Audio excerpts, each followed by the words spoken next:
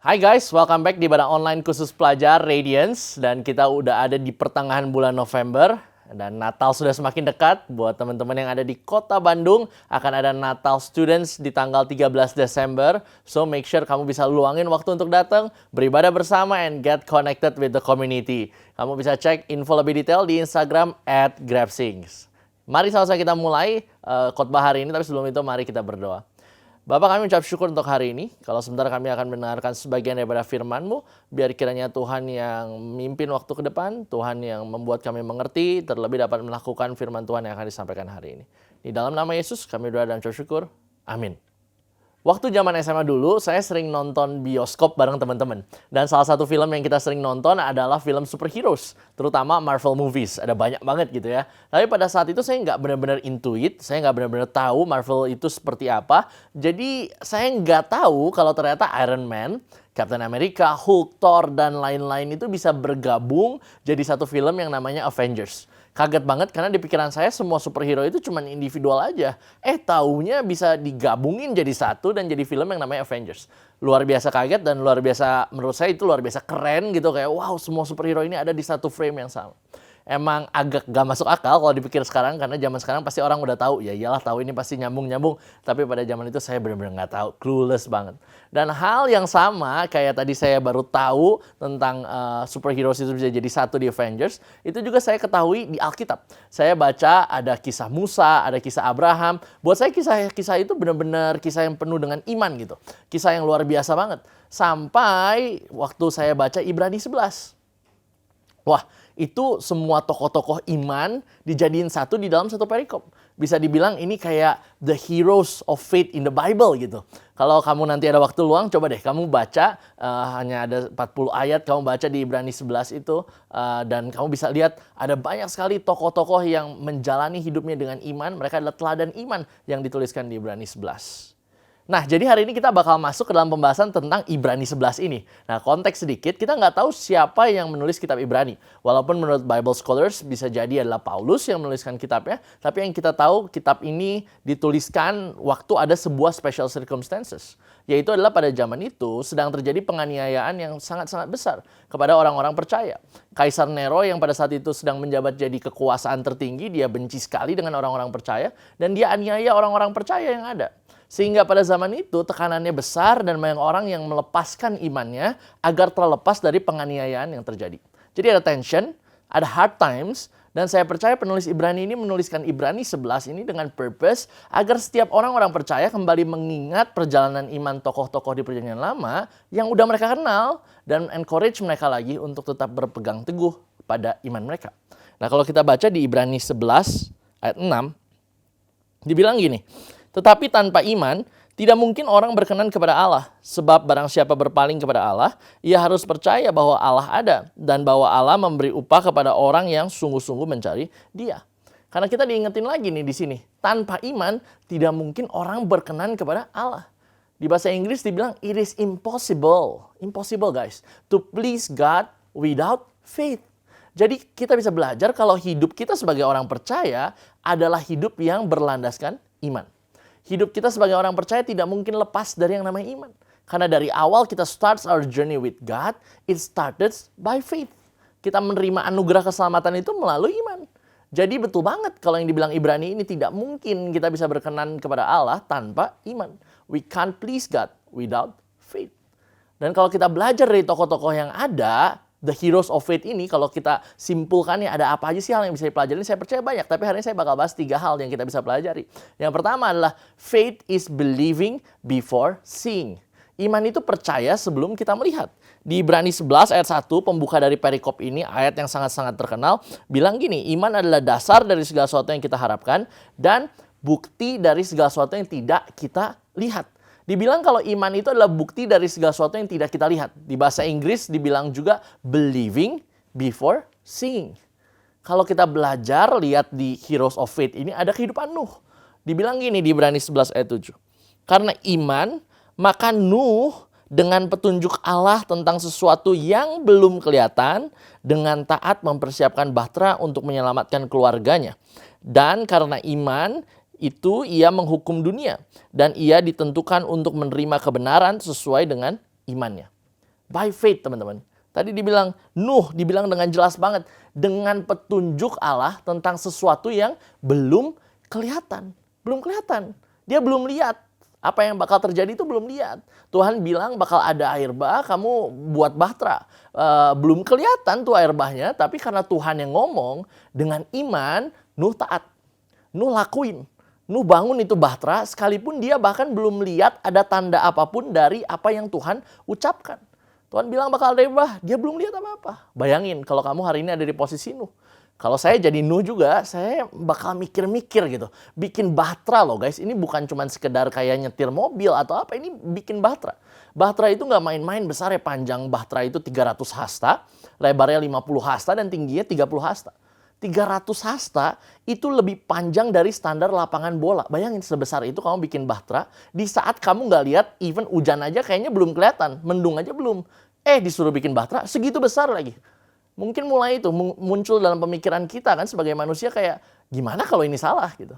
Gimana kalau nggak pernah terjadi, hujan air bah itu nggak pernah terjadi, gimana? Banyak kekhawatiran. Karena ya wajar memang sebagai manusia, natur kita adalah pengen lihat dulu, baru kita tuh bisa percaya. Ada buktinya dulu, baru kita bisa percaya. That's the human nature. Di kehidupan sehari-hari obrolan kita aja sama teman-teman kita sering kali gini kan, mana buktinya? Atau kalau ada yang bilang, ini ada orang yang ngomongin kamu. Mana screenshotnya, buktinya? Butuh bukti dulu, lihat dulu, baru mau percaya. That's human nature banget. Tapi ingat, we are built differently. Faith is not always in line with the human nature, teman-teman. When human nature say, see first, then believe. Jesus says, believe first, then you will see. Ingat, waktu Nuh belum lihat tanda apapun, dibilang di Alkitab, dengan iman, dia taat. By faith, dia taat. Kalau hari ini, saya nggak tahu dengan kamu, mungkin yang lagi kamu alamin hari ini, teman-teman kelas 12 lagi mikirin banget, mau ke kampus mana, kuliah mana, jurusan apa. Ingat teman-teman, faith is believing before seeing. Sebelum kamu dapat pengumuman keterima, kamu mulai dulu dari hari ini belajar beriman bahwa Tuhan akan sediakan kampus yang terbaik, jurusan yang terbaik, bahkan nantinya dengan orang-orang atau teman-teman yang terbaik di dalam jurusan kamu. Kalau hari ini mungkin juga kamu lagi berdoa untuk keadaan keluargamu. Belajar beriman, belajar speak faith. Kalau Tuhan yang menjadi pusat dari keluargamu. Tuhan yang akan menjaga keluarga kamu. Dan Tuhan juga yang akan membawa kehangatan dalam keluarga kamu. Have faith. Ingat, faith is believing before seeing. Bukan lihat dulu, tapi justru percaya dulu, baru kita bakal lihat itu terjadi. Jadi apapun circumstances yang hari ini kamu alamin dalam hidupnya kamu, ingat, jangan mau untuk lihat dulu baru percaya, tapi Tuhan lagi ajarin kita buat percaya dulu, dan Tuhan bakal bikin kamu lihat. Itu bakal jadi satu hal yang nyata di hidupmu. Dan yang kedua yang kita mau pelajarin dari all the heroes of faith, yaitu adalah faith is being bold in taking action. Iman itu berani untuk melakukan karena kita percaya sepenuhnya kepada Tuhan. Dasar dari keberanian kita adalah Kristus. Karena Kristus gak pernah ingkar dengan janjinya. Kristus akan menyediakan yang terbaik dan rencananya selalu yang terbaik dalam hidup kita. Itu dasar yang kuat. Kalau kita belajar dari kehidupan Abraham, dibilang gini di Ibrani 11 ayat 8. Karena iman, Abraham taat. Ketika ia dipanggil untuk berangkat ke negeri yang akan diterimanya menjadi milik pusakanya, lalu ia berangkat dengan tidak mengetahui tempat yang ia tujui. Lagi-lagi, the heroes of faith ini, by faith, karena iman, Abraham taat. Kalau kita belajar dari kehidupan Abraham itu udah settle down di sebuah area. Kemudian Tuhan suruh dia untuk pergi ke tanah yang Tuhan janjikan untuk dia dan keturunannya. Teman-teman bayangin kalau hari ini Tuhan perintahin kamu untuk pergi. Dan Tuhan bilang bakal bawa kamu ke suatu tempat yang Tuhan janjiin tapi nggak tahu di mana. Pasti kita bakal pikir-pikir banget. Lakuin nggak ya? Tetap taat nggak ya? Karena it will become a major change dalam hidup kita. Buat orang yang seumur Abraham pada saat itu bisa jadi challenge-nya adalah stability, kenyamanan. Dia udah hidup fine-fine aja. Lah, ini sekarang Tuhan suruh dia pindah ke tempat yang dia juga nggak tahu kemana. Dia juga nggak tahu di sana ada apa. Kadang kita mikir lebih menguntungkan nggak pergi ke sana. Gitu. Banyak pertanyaan. Kalau kita menjadi Abraham gitu, bisa jadi kalau hari ini kita ada di posisi itu, kita bertanya lagi sama diri kita. Apakah kita benar-benar mau percaya kepada Tuhan? Atau justru kita malah menimbang-nimbang lebih bagus yang mana ya? Atau mendingan diem aja di sini gitu. Atau kita bertanya gitu sama Tuhan, Tuhan sekarang nggak ya perginya? Ya tahu sih, tahu Tuhan lagi suruh kita pergi, tapi sekarang nggak ya? Atau aduh Tuhan 3 tahun lagi deh, ini sekarang lagi keadaan lagi baik-baik aja, ini lagi bagus. Atau 5 tahun lagi deh. Atau pas udah mulai denger tempatnya itu di mana sih, ada apa sih di sana, research dulu baru deh mau ke sana. Kita akan mikir-mikir. Karena our human nature pengen ada di dalam comfort zone. Pengen ada di area yang memang udah nyaman. Tapi again, by faith, diajarin lagi di kitab Ibrani ini, by faith, we need to fight human nature. Kalau dunia bilang, oh udah nyaman, ya udah cukup bersyukur aja sama Tuhan, gak usah tanya Tuhan lagi, what's next ya Tuhan? Abis ini apa yang bisa aku lakuin lagi? Gak usah tanya, kalau udah nyaman udah diem aja, diem. Mungkin Tuhan lagi gak ngecek kita, udah diem aja. Hari ini teman-teman, justru yang harus di-encourage, be bold buat tanya Tuhan, what's next? Which steps? Where? Dan waktu Tuhan bicara dalam hidup kita, belajar untuk bold, being bold, taking the actions. Abraham gak tahu loh kemana dia akan pergi. Tapi karena iman kepada Kristus, dia taat dan dia segera berangkat ke tempat yang baru itu. Dia ikut tuntunan daripada Tuhan. Kalau hari ini, setiap kali kamu sekolah, mungkin Tuhan taruhin dalam hati kamu ada satu kerinduan buat teman kamu kenal Tuhan. Ada kerinduan buat ngeliat mereka tuh ke gereja jadi rutin, kenal Tuhan, baca firman, hidupnya benar. Mungkin ada kerinduan itu gitu, tiap kali datang ke sekolah lihat teman kamu, si ini nih atau si itu. Nah, teman-teman ingat, faith is being bold in taking action. Beranilah untuk mulai bangun genuine relationship. Beranilah untuk take a step of faith. Dan invite dia untuk ke gereja bareng mungkin. Atau cell group bareng. Atau nanti nih yang mau datang, invite ke Natal yang akan datang. Karena kamu tahu, they need Jesus. Tapi seringkali kita berpikir, ini dilemanya, kita suka berpikir, gimana kalau dia nggak mau? Gimana kalau nanti dia bilang, wah sok rohani ini orang gitu. Gimana kalau banyak pertanyaan kayak gitu? Ingat ke poin pertama lagi. Believing before seeing. Then take action. Jadi iman itu percaya dulu. Sebelum kamu lihat teman kamu ini mengalami pemulihan, kenal Tuhan, kamu percaya dulu kalau dia akan mengalami Tuhan. Dan barulah kamu ambil langkah iman untuk invite dia ke dalam gereja, to share about Jesus dalam kehidupan mereka. Itu yang kedua, faith is being bold in taking action. Ingat, iman tanpa perbuatan itu mati. Jadi ingat, lakuin sesuatu, do something, be bold. Dan yang ketiga, yang kita bisa belajar dari all the famous people in the Bible gitu yang mencontohkan imannya, yaitu adalah faith is a process. Teman-teman, berjalan dalam iman itu adalah sebuah proses. Berjalan dalam iman itu bukan sesuatu yang instan, tapi justru berjalan dalam iman itu berarti berani untuk mau diproses oleh Tuhan. Kalau kita belajar dari kisah Yosua dengan bangsa Israel, dibilang gini di Ibrani 11 ayat 30. Karena iman maka runtuhlah tembok-tembok Yeriko setelah kota itu dikelilingi 7 hari lamanya. By faith. Karena iman maka runtuhlah tembok Yeriko setelah dikelilingi 7 hari lamanya. 7 hari loh teman-teman. Bukan cuma satu putaran dan selesai. Tapi pada saat itu Tuhan bilang, sekarang nih aku Tuhan, aku tuh adalah Tuhan, mau kasih kota Yeriko ini untuk kamu. Tapi kamu perlu kelilingi tembok itu setiap hari 1 kali selama 6 hari. Dan di hari yang ke-7, kamu harus kelilingi 7 kali. Sebanyak itu. Tuhan gak bilang kalau kamu habis puterin tembok itu bakal roboh. Enggak, Tuhan gak kasih tahu apa-apa. Tapi Tuhan cuma bilang, Tuhan bakal kasih nih tanah ini, Tuhan kasih kota ini, tapi kamu perlu kelilingin ini. Yosua by faith dengan orang-orangnya mengelilingi tembok tersebut. Dan kita tahu gimana akhir dari ceritanya, tembok itu roboh, runtuh. Dan betul aja itu dikuasai setelahnya. Sedikit fun fact teman-teman, tembok Yeriko itu bukan sembarang tembok gitu. Tembok Yeriko itu punya struktur bangunan yang kuat sekali. Karena punya 2 layer tembok. Kalau kita lihat nih gambar yang ada di layar, ada tembok yang pertama, kemudian ada tanjakan curam dulu, sebelum ada tembok kedua yang jauh lebih tinggi. Pada saat itu, bisa jadi opsi yang terpikir untuk berperang adalah panjat aja. Panjat aja temboknya, kan orangnya banyak tuh, kita panjat aja temboknya. Dan kemudian kita coba serang dari manjat itu. Tapi itu nggak gampang, karena waktu mereka manjat, maka dengan gampang lawan yang ada di dalam bisa menyerang mereka. Dengan gampang mereka bisa membunuh orang-orang yang lagi coba untuk manjat. Segampang itu untuk lawan mereka. Jadi ya cara itu mungkin bisa jalan, tapi mereka bakal ngalamin banyak sekali orang yang mati di dalam medan perang itu. Itu opsi yang pertama, atau mungkin opsi yang kedua adalah dengan cara biarin food supply orang-orang di dalam tembok itu habis. Karena kalau bangsa Israel kepung mereka dari luar, orang-orang nggak bisa keluar. Betul nggak? Semuanya ada di dalam, nggak bisa keluar. Dan akan ada masa di mana makanan mereka habis. Dan akhirnya di dalam orang-orang akan rebutan makanan, mereka akan sangat mungkin saling membunuh demi kebutuhan untuk hidup. Dan kemudian barulah bangsa Israel itu took over the city. Nah itu cara yang mungkin juga bisa lakuin, tapi waktunya lama banget untuk bisa mencapai itu. Mungkin itu cuma 2 opsi itu yang saya baca-baca, mungkin itu yang bisa terjadi pada zaman itu. Tetapi Allah berkata sama Yosua, kamu bakal dapetin kemenangan dengan cara mengelilingi tembok ini. Dan apa yang dilakuin Yosua? Dia taat. Sekalipun kalau kita pikir rasanya kayaknya nggak mungkin gitu, tapi dia taat. Dan apa yang dilakukan semua orang yang ada ikut taat juga. Pada hari yang ketujuh, bener aja, runtuh semuanya dan mereka menang atas kota tersebut. Tapi ingat, itu semua ada prosesnya, gak instan. Nuh bangun Bahtera, ada prosesnya. Sampai dia melihat benar-benar terjadi. Abraham pergi ke tempat yang Tuhan janjikan, ada prosesnya. Seringkali as a human nature kita pengen segala sesuatu itu instan. Pengen segala sesuatu itu terjadi langsung pada saat itu juga.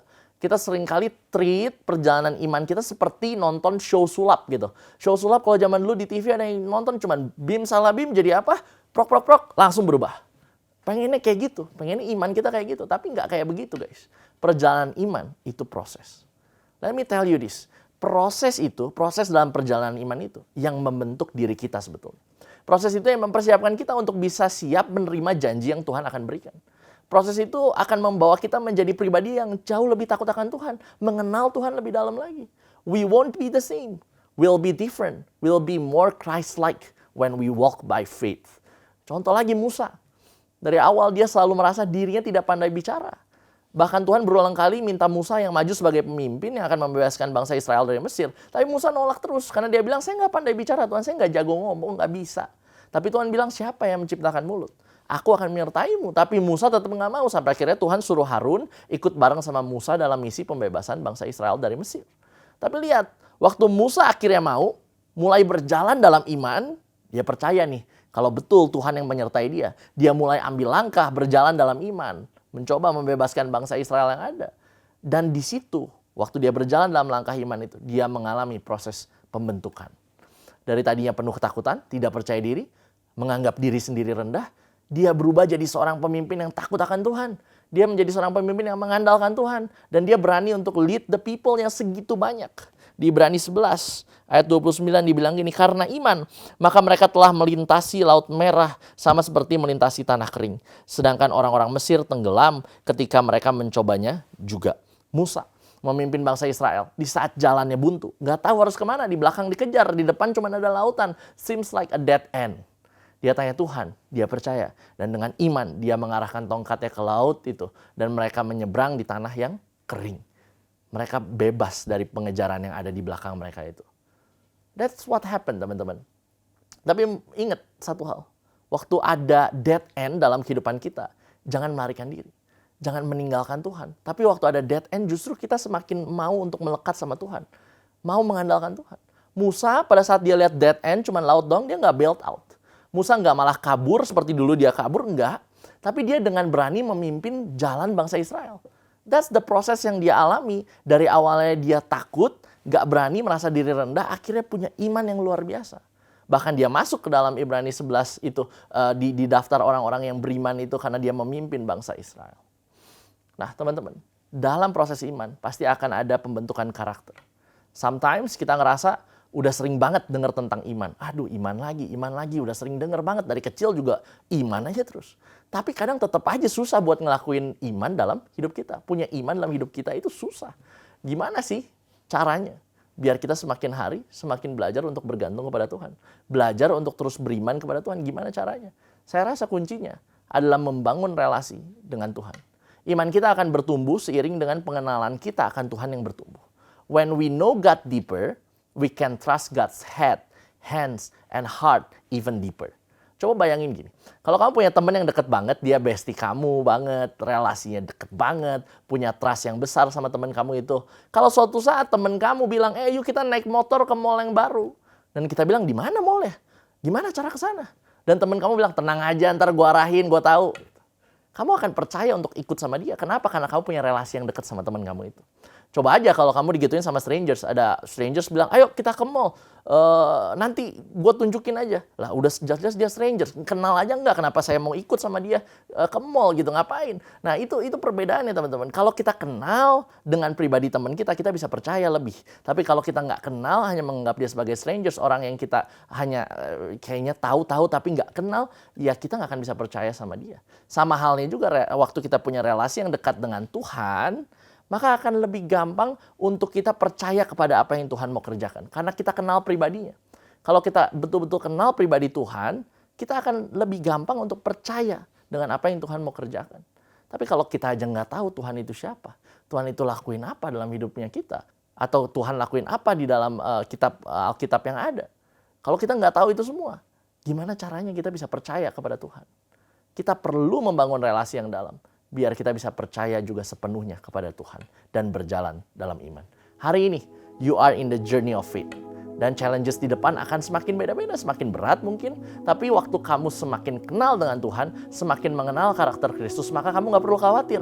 Karena kamu akan melewatinya dengan iman. By faith. Karena iman, maka kamu akan terus berjuang dalam hidup. Karena kamu tahu, you are walking in His purpose for your life. And walking in His purpose requires faith. Jadi ingat teman-teman, dari hall of faith yang ada gitu, orang-orang yang beriman di Ibrani 11, kita belajar. Kalau faith is believing before seeing. Dan yang kedua kita belajar faith is being bold in taking action. Dan yang ketiga, faith is a process. Waktu kamu lagi dalam prosesnya, belajar untuk percaya dengan apa yang Tuhan rencanakan dalam hidupmu. Whatever your situation hari ini, I hope is a reminder lagi untuk kita semua kembali dalam iman kita. Kembali lagi untuk bergantung sama Tuhan, berpegang sama Tuhan. Karena rencananya tidak pernah gagal dan selalu tepat pada waktunya. Mari sama-sama kita berdoa. Bapak, kami ucap syukur untuk hari ini. Kalau kebenaran firman-Mu boleh disampaikan. Kami tahu Tuhan, kalau iman adalah dasar dari hidup orang percaya Bapak. Kami tahu Tuhan, kalau tanpa iman kita tidak mungkin bisa please God Tuhan. Kami tahu kalau hanya dengan iman kami bisa menghidupi hidup kita dengan sepenuhnya. Kami berdoa Tuhan, biar apapun yang menjadi tantangan di dalam kehidupan kami, Tuhan Engkau yang berbicara, Tuhan Engkau yang menuntun kami dalam setiap season yang mudah ataupun yang sulit, yang sukacita ataupun season yang berat sekali, tapi kami percaya Tuhan akan menuntun kami. Hari ini aku mau berdoa Tuhan untuk setiap orang yang mendengar di rumah mereka masing-masing, biar kiranya ada Roh Kudus yang selalu bersama dengan mereka, ada Allah yang berbicara secara spesifik dalam kehidupan mereka, ada iman yang bangkit, kembali percaya dengan apa yang Tuhan sedang kerjakan dalam hidup mereka. Kalau hari ini kamu mungkin ada dalam keputusasaan, tapi aku percaya kalau Tuhan yang akan menunjukkan bahwa Dia membukakan jalan yang lebar untuk kamu lewati, karena Dialah Allah yang setia, Allah yang tidak pernah meninggalkan. Kami mengucap syukur Tuhan untuk hari ini, di dalam nama Yesus, amin.